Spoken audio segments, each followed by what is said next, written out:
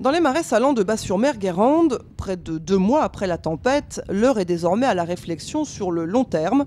Les réparations effectuées dans l'urgence sur la quarantaine de brèches de la digue ont résisté aux grandes marées fin mars.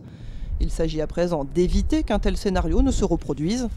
Pour ce faire, les visites sur le terrain se multiplient, l'occasion notamment de revenir sur le dispositif exceptionnel mis en place.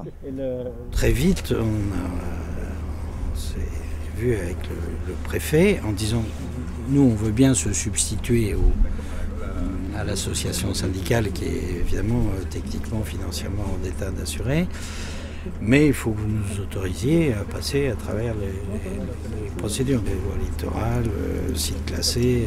Donc le préfet l'a très bien compris, ce qui nous a permis d'intervenir.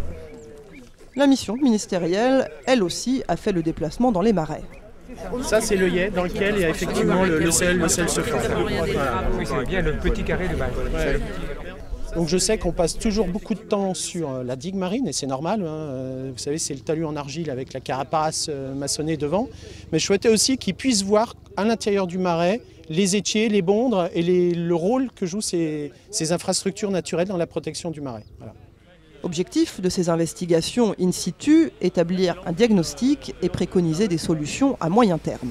Est-ce qu'un barrage à l'entrée du trait du Croisic qui se déclenche suivant l'ampleur d'un coefficient de marée, du vent et de la tempête pourrait être protecteur? Alors est-ce que quand on bloque la mer à un endroit, elle ne va pas se reporter plus loin en forçant l'acheter du Tréic ou en mettant une pression et une érosion sur la presqu'île de Paimbron? On voit que de toute façon ça demandera un certain nombre d'études et que les décisions et les travaux ne peuvent pas être pris à la légère.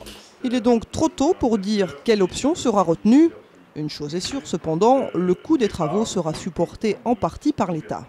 En ce qui concerne donc l'aide financière de l'État, puisque c'est votre question, cette aide financière, elle a été promise par le gouvernement.